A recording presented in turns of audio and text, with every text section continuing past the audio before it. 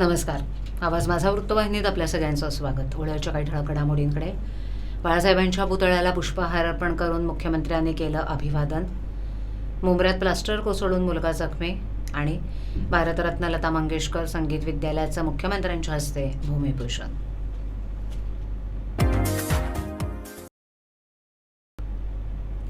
स्वर्गीय हिंदू हृदय सम्राट शिवसेना प्रमुख बाळासाहेब ठाकरे यांच्या स्मृतिदिनानिमित्त मुख्यमंत्री एकनाथ शिंदे यांनी रिगल सिनेमासमोरील चौकात उभारण्यात आलेल्या बाळासाहेबांच्या पूर्णाकृती पुतळ्याला पुष्पहार अर्पण करून विनम्रपणे अभिवादन केलं. त्यानंतर त्यांनी शिवसेना पक्षाचं कार्यालय असलेल्या बाळासाहेब भवन इथे जाऊन स्वर्गीय बाळासाहेब ठाकरे यांच्या प्रतिमेला पुष्पहार अर्पण करून अभिवादन केलं. यावेळेला खासदार गजानन कीर्तीकर, विधान परिषदेच्या उपसभापती नीलम गोरे, खासदार डॉक्टर श्रीकांत शिंदे, शिवसेनेचे प्रवक्ते किरण पावसकर, प्रवक्त्या शीतल म्हात्रे, उदय सावंत आणि शिवसेनेचे नेते, उपनेते, स्थानिक पदाधिकारी आणि कार्यकर्ते मोठ्या संख्येनं उपस्थित होते. तुम्ही देखील नोकरीच्या शोधात आहात का? तर तुमच्यासाठी महत्त्वाची बातमी असणार आहे. कारण पोलीस आयुक्त ठाणे शहर यांच्या कार्यालयात विविध रिक्त पदांसाठी भरती केली जाते. त्यामध्ये एकूण 14 रिक्त पदं भरली जाणार असून त्यासाठी ऑफलाईन माध्यमातून अर्ज करता येणार आहे. या भरती प्रक्रियेला सुरुवातही झाली आहे. ठाणे पोलीस आयुक्त कार्यालयात विधी अधिकारी गट अ, विधी अधिकारी गट ब, विधी अधिकारी या पदांवर भरती होती. त्यामध्ये निवड झालेल्या उमेदवाराला ठाणे इथे जाऊन नोकरी करावी लागणार आहे. पात्र उमेदवाराची निवड लेखी परीक्षा आणि मुलाखतीच्या माध्यमातून केली जाणार आहे. यासाठी 20 नोव्हेंबर 2023 पर्यंत अर्ज करता येणार आहेत. मुंब्रा येथील अमृतनगर भागात शुक्रवारी सदनिकेच्या छताचं प्लास्टर कोसळल्यानं अब्दुल वहाब गुलरेज अहमद हा जखमी झालाय. त्याच्यावर कळवा येथील ठाणे महापालिकेच्या छत्रपती शिवाजी महाराज रुग्णालयात उपचार सुरू आहेत. अमृतनगर इथे आयेश ही 5 मजली 20 वर्ष जुनी इमारत आहे. या इमारतीच्या तळमजल्यावरील एका सदनिकेत अब्दुल वहाब गुलरेज अहमद हा त्याच्या कुटुंबासोबत राहतो. सदनिकेच्या छताचं प्लास्टर शुक्रवारी कोसळलं. त्यात अब्दुलच्या छातीला, डोक्याला आणि पायाला दुखापत झाली. घटनेची माहिती मिळाल्यानंतर ठाणे महापालिकेचं पथक घटनास्थळी दाखल झालं. अब्दुल याला उपचारासाठी छत्रपती शिवाजी महाराज रुग्णालयात दाखल करण्यात आले. महानगरपालिका क्षेत्रातील मूलभूत सोयीसुविधांचा विकास या योजनेअंतर्गत आमदार प्रताप सरनाईक यांच्या प्रयत्नांनी ठाणे महापालिका क्षेत्रातील वर्तकनगर इथे रेप्टाक्रॉस आरक्षित भूखंड इथे होत असलेल्या भारतरत्न स्वर्गीय लता दीनानाथ मंगेशकर संगीत विद्यालयाचं रविवारी 19 नोव्हेंबर रोजी मुख्यमंत्री एकनाथ शिंदे यांच्या हस्ते भूमिपूजन होणार आहे. या कार्यक्रमाला मंगेशकर परिवार उपस्थित राहणार आहेत. भूमिपूजन सोहळा वर्तकनगर येथील विद्यालयाच्या बांधकामस्थळी होणार आहे. त्याचबरोबर पोखरण रोड नंबर 1 येथील सिंगानिया शाळेसमोरील पादचारी पुलाचं लोकार्पणही केलं जाणार आहे. त्यानंतर मुख्य सोहळा डॉक्टर काशीनाथ घाणेकर नाट्यगृह इथे सकाळी 11 वाजता होणार आहे. शहरातील जुन्या विहिरींची शास्त्रोक्त पद्धतीनं सफाई आणि पुनर्बांधणी या कामाचा तसंच अमृत 2.0 योजनेअंतर्गत वर्तकनगर, लोकमान्य नगर, घोडबंदर परिसरातील पाणीपुरवठा वितरण व्यवस्थेचं मजबूतीकरण आणि विस्तारीकरण प्रकल्प याचा शुभारंभ, डिजिटल बोर्ड उभारणी, तलावांमधील संगीतमय कारंजी उभारणी आणि सुशोभीकरण, रस्त्यांवर शोभिवंत रेलिंग लावणं या कामांचा ऑनलाईन पद्धतीनं शुभारंभ सोहळ्यात करण्यात येणार आहे. शहरातील मुख्य रस्त्यांची भाडेतत्वावर घेण्यात आलेल्या 2 यंत्रवाहनांद्वारे दररोज सफाई करण्यात येत असून त्यामुळे रस्ते सफाई कामाचा दर्जा वाढत असल्याचा दावा करत ठाणे महापालिका प्रशासनानं आता अशी 4 वाहनं खरेदी करण्याचा विचार सुरू केलाय. 4 पैकी 1 मोठे आणि 3 लहान यंत्रवाहन खरेदी करून त्याद्वारे शहरातील अंतर्गत मुख्य रस्ते आणि उड्डाणपुलाची सफाई करण्याचा पालिका प्रशासनाचा विचार आहे, अशी माहिती पालिकेनं दिली. ठाणे महापालिका क्षेत्रातील रस्त्यांची मानवी पद्धतीनं सफाई करण्यात येते. अनेक रस्त्यांची योग्य प्रकारे सफाई होत नसल्याची टीका नागरिकांकडून सातत्यानं होते. ही बाब ठाणे महापालिका आयुक्त अभिजित बांगर यांच्याही निदर्शनास आली होती.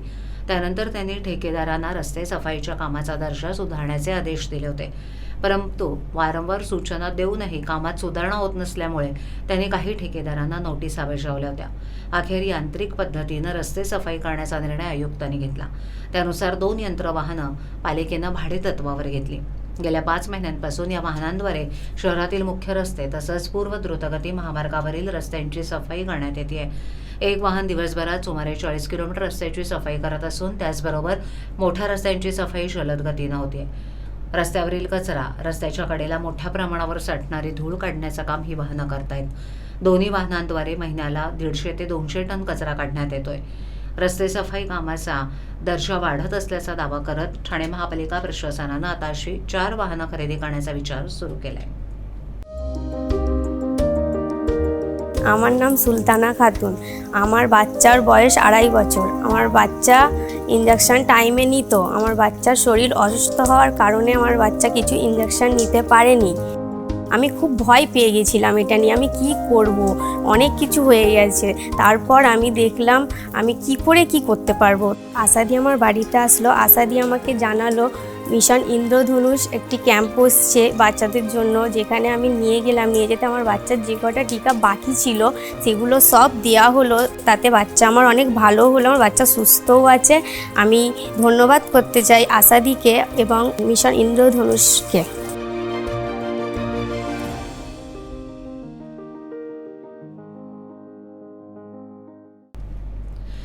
ठाणे मुंबई शहरामध्ये गरजू रुग्णांना रक्ताचा तुटवडा भासत असल्यानं सध्या रक्ताची गरज भासतेय। ही रक्तदान मोहीम आज शुक्रवारी 17 नोव्हेंबर रोजी रक्तपेढी विभाग सिव्हिल रुग्णालय प्रादेशिक मनोरुग्णालयाजवळ ठाणे इथे सुरू झाली असून आवश्यक रक्तसाठा होईपर्यंत ही मोहीम दररोज राहणार आहे। जिल्हा माहिती अधिकारी मनोज शिवाजी सानप यांनी रक्तदान करून या मोहिमेत सहभाग दर्शवला। यावेळेला शासकीय रुग्णालयातील शासकीय रक्तपेढीचं रक्त संक्रमण अधिकारी डॉक्टर गिरीश चौधरी, डॉक्टर स्मिता आडे, डॉक्टर सायली लखोटे, डॉक्टर योगेश वडक, वरिष्ठ नर्स शीला भंडारे, टेक्निशियन सुजाता होले गायकवाड, ज्येष्ठ पत्रकार रामकृष्ण नय्यर, जिल्हा माहिती कार्यालयातील वाहन चालक राजू भोये हे उपस्थित होते। रक्तदान केल्यानंतर रक्त संक्रमण अधिकारी डॉक्टर गिरीश चौधरी, डॉक्टर स्मिती आडे यांच्या हस्ते सानप यांना प्रशस्तीपत्रक आणि रक्तदाता नोंदणी कार्ड देऊन सन्मानित करण्यात आलं। या रक्तदान मोहिमेत जास्तीत जास्त शासकीय अधिकारी, कर्मचाऱ्यांनी तसंच नागरिकांनी, युवक युवतींनी स्वेच्छेनं रक्तदान करण्यास पुढाकार घ्यावा आणि गरजू रुग्णांना मदत करून या सामाजिक आणि राष्ट्रीय कार्यात मोलाचं योगदान द्यावं असं आवाहन जिल्हा माहिती अधिकारी मनोज सानप आणि जिल्हा शल्यचिकित्सक डॉक्टर कैलास पवार यांनी केले। दिवाळी म्हटलं की लगबग असते ती किल्ले बनवण्याची। प्रत्येक तरुणाई सरसावते किल्ले तयार करण्यासाठी। ठाण्यातील वर्तकनगर आणि साईनाथनगर परिसरातील मित्रमंडळ गेली अनेक वर्ष परंपरा जपत किल्ले साकारत आहेत। दरवर्षी वेगवेगळ्या किल्ल्यांच्या प्रतिकृत्या तयार केल्या जातात। यावर्षी मंडळाच्या वतीनं समानगड, सिंधुदुर्ग किल्ला आणि पन्हाळगड या किल्ल्यांची हुबेहूब प्रतिकृती साकारण्यात आली आहे। अगदी कमी कालावधीत हा किल्ला तयार करण्यात आलाय। हा किल्ला तयार करण्यासाठी शाडूच्या मातीचा वापर करण्यात आला असून हुबेहूब प्रतिकृती साकारण्यात आली आहे। छत्रपती शिवाजी महाराज यांचा इतिहास आणि त्यांचं शौर्य सर्वदूर पोहोचावं, तसंच प्रत्येकाला किल्ल्याची माहिती मिळावी यासाठी हा किल्ला तयार केल्याचं मित्रमंडळाच्या सदस्यांना सांगितलं। तसंच आजकालची तरुणाई ही इंटरनेट आणि मोबाईलच्या जाळ्यात अडकली आहे। मात्र त्या पलीकडे जाऊन एक इतिहास आहे तो तरुणांना कळावा हा उद्देश डोळ्यासमोर ठेवून किल्ला बनवण्यात आलाय। गेली 13 वर्ष ही परंपरा आम्ही जपत असून येणाऱ्या काळात देखील पुढची पिढी, लहान मुलं ही परंपरा जपतील अशी प्रतिक्रिया बोलताना दिली। साहेब, काय कोणता किल्ला उभारलाय, काय संकल्पना? यावर्षी गड किल्ले प्रतिष्ठानच्या वतीने सामानगडा किल्ला उभारला। किती दिवस लागले, काय त्याच्या मागची संकल्पना? 4 दिवस लागले आम्हाला। किल्ल्याचं महत्त्व म्हणजे किल्ला सर्वांना माहिती आहे, पण याच्या मागची स्टोरी माहीत नाही। वेळात मराठी वीर दगडोली सात यांची जी लढाई झाली या किल्ल्यासमोर। नाव सर, तुमचं नाव? माझं नाव प्रसाद प्रकाश। आम्ही श्री अष्टविनायक सामाजिक संस्थामार्फत बोलत आहोत आणि आम्ही जो हा किल्ला बनवलेला आहे तो त्याचा प्रकार जयदुर्ग आहे आणि त्याचं नाव सिंधुदुर्ग हे आहे। महाराजांनी याची पायाभरणी केली आहे आणि त्याचं जे बांधकाम आहे ते हिरोजी इंदळकर यांच्या हस्ते मोर्याचा धोंडा या ठिकाणी झालं होतं। आणि हा जो किल्ला बांधण्यात आला आहे तो म्हणजे आत्ताच्या परिस्थिती बघता भरपूर महत्त्वाचा आहे, कारण की तुम्ही 26/11चा जो हल्ला बघितलात तर महाराजांची तेव्हाची दूरदृष्टी होती की जर महाराष्ट्राला किंवा भारताला जो धोका आहे तो समुद्र किनारपट्टीपासून जास्त आहे आणि त्याचा जे परिणाम आहे तुम्ही 26/11ला बघितलेलेच आहेत। आणि आम्ही जो हा किल्ला बनवण्यासाठी हे वस्तू वापरलेल्या आहेत त्या पूर्ण इको फ्रेंडली आहे। जसे की इकडे आम्ही पाणी वापरलेलं नाही, त्याची जागी पेंट केलेलं आहे आणि या किल्ल्याची भरपूर वैशिष्ट्ये आहेत। आणि ह्या किल्ल्याची जी बांधकाम झालेलं आहे म्हणजे जो बनवण्यात आलेला आहे तो एका दिवसामध्ये सर्व पोरांनी रात्री नाईटमध्ये बनवलेला आहे.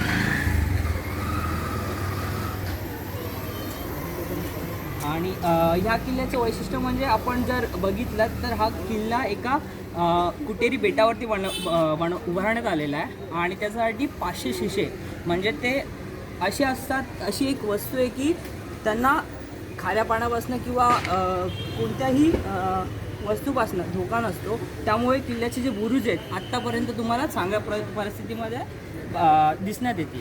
आणि किल्ल्याचं बांधकाम बघायला गेलं तर मग हा जो आहे तो महाप्रवेशद्वार आहे आणि याचे बांधकाम जे आहे ते नागमोडी वळणाचं आहे.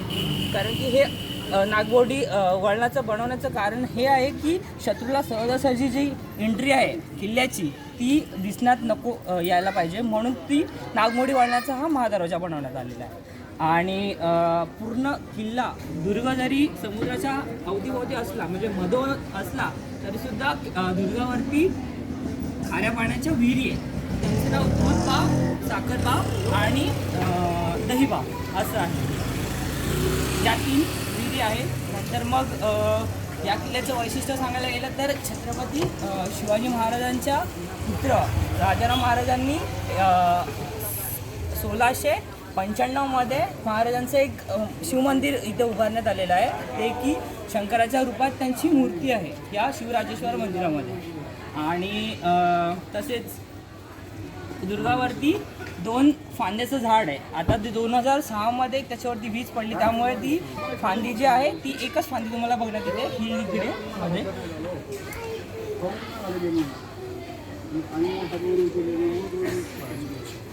आणि तसेच दुर्गावरती महाराजांच्या डाव्या पायाचे आणि उजव्या हाताचे ठसे जे आहेत तुम्ही बघू शकता इकडे.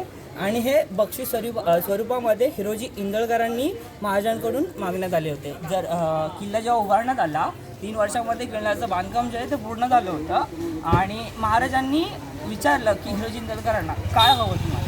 तर मग हिरोजी इंदळकरांनी प्रामाणिकपणे सांगितलं की तुमच्या उजव्या हाताचे आणि डाव्या पायाचा ठसा म्हणून मला भेट द्या. तर मग महाराजांचे पारंपरिकदृष्ट्या चालत आलेले उजव्या पायाचे आणि उजव्या हाताचे आणि डाव्या पायाचे ठसे आपल्याला गडावरती दिसते. आणि तसेच जे बांधकाम आहे जी वाळू वापरण्यात आलेली आहे दुर्गासाठी ती जी आतमध्ये दुर्गामध्ये तळाव आहे तिथनं धुवून देण्यात आलेली होती. कारण की खाऱ्या पाण्याचा प्रभाव भरपूर होतो आणि त्याच्यामुळे जी हे गडावरती जे बांधकाम आहे ते बिघडू नये म्हणून खारं पाणी निघून जावं वाळूतलं म्हणून ते धुवून वाळू घेतलेली आहे. दरवाजासुद्धा बघायला गेलात तुम्ही तर उंबराच्या आणि सागाच्या झाडापासून बनवलेला आहे. कारण की उंबराचं झाड आणि साग हे भरपूर काळ टिकतं अशी प्रकारची महाराजांची दूरदृष्टी होती. आणि हे किल्ला बांधण्याचं आमचं एकच कारण होतं की जे 26/11मध्ये झालं आणि महाराजांची तेव्हाची दूरदृष्टी होती की जर भारताला महाराष्ट्राला कुठला धोका आहे तो समुद्र किनारपट्टीपासून आहे. तर मग हे आमचं मेन उद्दिष्ट होतं की आपण इकडे जास्तीत जास्त लक्ष द्यावं. आणि आम्ही हे जे बांधतो कोणत्या बक्षिसासाठी किंवा पारितोषिक मिळावं म्हणून नाही. आम्हाला सलग 3 वर्ष इकडे पारितोषिक मिळतं आणि जो आम्हाला पारितोषिक मिळतं ते आम्ही जे गरीब गरजू विद्यार्थी आहेत आदिवासी येऊर इकडे एक अनाथ आश्रम आहे त्या गरजू विद्यार्थ्यांना आम्ही वह्या पुस्तकं किंवा त्यांना काही गरज असेल तर आम्ही त्यांना ती भेटवस्तू म्हणतो. TJSB सौर शक्ती कर्ज गो ग्रीन करा वीज बिलावर बचत. आकर्षक व्याजदर, 84 महिने परतफेड कालावधी, 80% लोन, व्यावसायिक आणि उद्योजकांकरता सुद्धा. अधिक माहितीसाठी तुमच्या जवळच्या शाखेला भेट द्या किंवा संपर्क साधा. 1800-223-466 आणि 1800-266-3466. आवाज माझावरील एखादी बातमी पाहिजे राहून गेली असल्यास यूट्यूबवरती तुम्ही पाहू शकता. तर मग नक्की सबस्क्राईब करा आवाज माझा. आजच्या ठळक घडामोडी शेवटी पुन्हा एकदा बाळासाहेबांच्या पुतळ्याला पुष्पहार अर्पण करून मुख्यमंत्र्यांनी केलं अभिवादन. मुंबऱ्यात प्लास्टर कोसळून मुलगा जखमी आणि भारतरत्न लता मंगेशकर संगीत विद्यालयाचं मुख्यमंत्र्यांच्या हस्ते भूमिपूजन. आपल्या विभागातील काही सूचना अथवा समस्या असल्यास त्या आमच्यापर्यंत जरूर पोहोचवा. आम्ही तुमचा आवाज नागरिकांपर्यंत नक्की पोहोचवू. आम्हाला संपर्क करण्यासाठी आमचा पत्ता आवाज माझा 103 साई आदर्श नगर कोलबाड रोड ठाणे पश्चिम. आमचा दूरध्वनी क्रमांक 7666213141. आमचा ईमेल ID awazmaza.tvnews@gmail.com. तर मग पुन्हा भेटू याच वेळी याच ठिकाणी काही नवीन घडामोडींसह आवाज माझा वृत्तवाहिनी. तोपर्यंत नमस्कार.